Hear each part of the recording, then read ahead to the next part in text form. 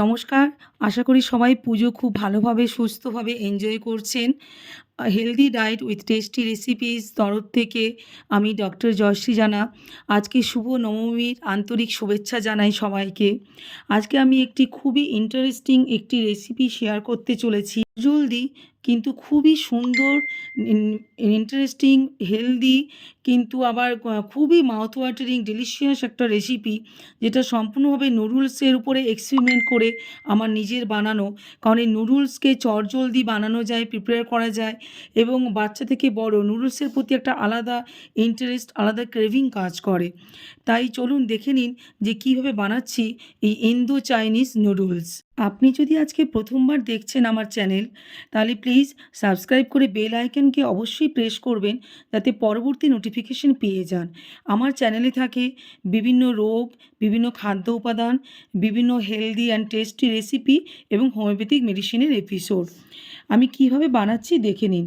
প্রথমে ভালো করে জল গরম হতে দিয়েছি, এরপর তাতে আমি আন্দাজ মতো নুন দিলাম এবং জাস্ট 2 প্যাকেট আমি নুডলস নিয়েছি। এটা জাস্ট নর্মাল যে নুডল পাওয়া যায়, এটা অবশ্যই ময়দা নুডল, কিন্তু যখন আটা নুডল আমার হাতের কাছে থাকে তখন আমি বেশিরভাগ আটা নুডল দিয়েই প্রিপারেশনটা করি। অ্যাট প্রেজেন্ট আমার কাছে আটা নুডল নেই, তাই এটা দিয়ে করলাম। ভালো করে ওটা বয়েল হয়ে গেছে, ওটাকে স্টেইন করে আমি বয়েল নুডল জল ঝরিয়ে রেখেছি। আরও এখানে আমি বেশ কিছু ইনগ্রিডিয়েন্টস নিয়েছি: ক্যাপসিকাম, মাশরুম, গাজর, পেঁয়াজ, টমেটো, আদা, রসুন, চিকেন। প্রথমে আমি প্যানে গরম করার পর 1 চামচ সানফ্লাওয়ার অয়েল দিলাম। তেলটা গরম হয়ে যেতে তাকে ভালো করে স্প্রেড করে এতে আমি চিকেনটা দিয়ে দেব। বোনলেস চিকেন ছোট ছোট পিস করে নেবেন এবং সেটাকে আমি তেলের মধ্যে দিয়ে দিচ্ছি। একটু নাড়াচাড়া করব, একটু হালকা সতে মতো করে নিতে হবে। এই রেসিপিটিতে যদিও আমি ময়দার নুডলস ব্যবহার করেছি, কিন্তু তাছাড়া বাকি যেভাবে সব রকম ইনগ্রেডিয়েন্টস আছে, সেটা কিন্তু আপনার যথেষ্ট হেলদি প্রিপারেশন হবে। এরপর আমি গোটা গরম মশলা, এলাচ, লবঙ্গ, দারুচিনি দিয়ে দিলাম এবং 1 চামচ গোলমরিচও ছড়িয়ে দিলাম চিকেনের উপরে। এরপরে একে একে সব কুচনো জিনিসগুলো, প্রথমে আদা কুচি, রসুন কুচি, পেঁয়াজ কুচি, লঙ্কা কুচি, এরভাবে সব ইনগ্রিডিয়েন্টসগুলো আমি একে একে অ্যাড করব। গাজরকেও সরু সরু করে কেটে নিয়েছি, মাশরুম দিয়েছি, ফ্রেশ মাশরুম, ক্যাপসিকামকেও সরু সরু করে কেটেছি এবং টমেটো। প্রতিটা সবজি দেখুন মোটামুটি একই রকম শেপে আমি কেটেছি, যাতে কুক করতে খুব তাড়াতাড়ি করা যায় এবং কম সময়ে করা যায়। ভালো করে নাড়াচাড়া করে আন্দাজ মতো আমি নুন দিলাম। নুডলস বয়েলে নুন আছে সেরকম একটা মাথায় রাখতে হবে। এরপরে বেশি করে জল দিয়ে দিলাম। এটা বেশ একটা গ্রেভি স্যুপ মতো জিনিসটা হবে, এবং আপনি নুডলস অ্যাড না করে শুধু এই জিনিসটাও কিন্তু খেতে খুব সুন্দর হয়।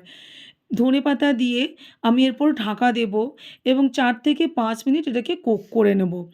চিকেনটা হালকা সতে করে নিয়েছি, বাকি সব রকম ভেজিটেবল দিয়ে এটা আমার একটা স্যুপের মতো তৈরি হলো। ভেজিটেবল, চিকেন সব কিছু মিশিয়ে একটা স্যুপের মতো সুন্দর কুক হয়ে গেছে, তৈরি হয়ে গেছে। এরপরে খুবই সিম্পল ওয়েতে চটজলদি একটা প্রিপারেশন, কিন্তু সার্ভিং হচ্ছে সবচেয়ে মোস্ট ইম্পর্টেন্ট। ভালো করে প্রেজেন্টেশনের উপরেই ডিপেন্ড করছে আপনার এই রেসিপিটি। এবং দেখুন আমি ভালো করে একটা সার্ভিং বোল নিয়েছি, তাতে বয়েল নুডলগুলো আমি জাস্ট ভালো করে সুন্দর করে স্প্রেড করে দেব। এবং সাইডে আরও কিছু জিনিস নিয়েছি: রোস্টেড সিড, যেখানে আমার সাদা তিল এবং ফ্ল্যাক্স সিড মানে তিসি যে হয়, তিসির বীজ, সেটা নিয়েছি আমি ড্রাই রোস্ট করে নেওয়া। সয়া সস আছে, চিলি ফ্লেক্স আছে। প্রথমে নুডলসটাকে ভালো করে স্প্রেড করলাম, তারপরে যে আমি স্যুপ গ্রেভি মতো জিনিসটা তৈরি করেছি চিকেন, ভেজিটেবল, মাশরুম দিয়ে, সেটাকে খুব সুন্দর করে ওই নুডলসের উপরে ভালো করে স্প্রেড করে দেব এবং কিছুটা গ্রেভিও নিয়ে তার উপরে সুন্দর করে স্প্রেড করব, যাতে একটা স্যুপি ব্যাপারটা থাকে। উপর থেকে আমি এরপর সয়া সস একটু ছড়িয়ে দিচ্ছি। একটু আন্দাজ মতো আমি মোটামুটি প্রায় ছোটো চামচে 2 চামচ মতো সয়া সস ছড়ালাম। রোস্টের যে সিডস রেখেছিলাম, সেই সিডসগুলো ভালো করে স্প্রেড করে দেবো। এই স্প্রেডিংটা খুব সুন্দর করে হবে, তাহলে টেক্সচারটা আরও সুন্দর হবে। উপর থেকে কিছুটা চিলি ফ্লেক্স দিলাম, কারণ কাঁচা লঙ্কা অলরেডি ঝালে দেওয়া আছে, গোলমরিচ দেওয়া আছে। আপনি যেরকম ঝাল পছন্দ করেন সেইভাবে আপনি চিলি ফ্লেক্সটা ইউজ করবেন।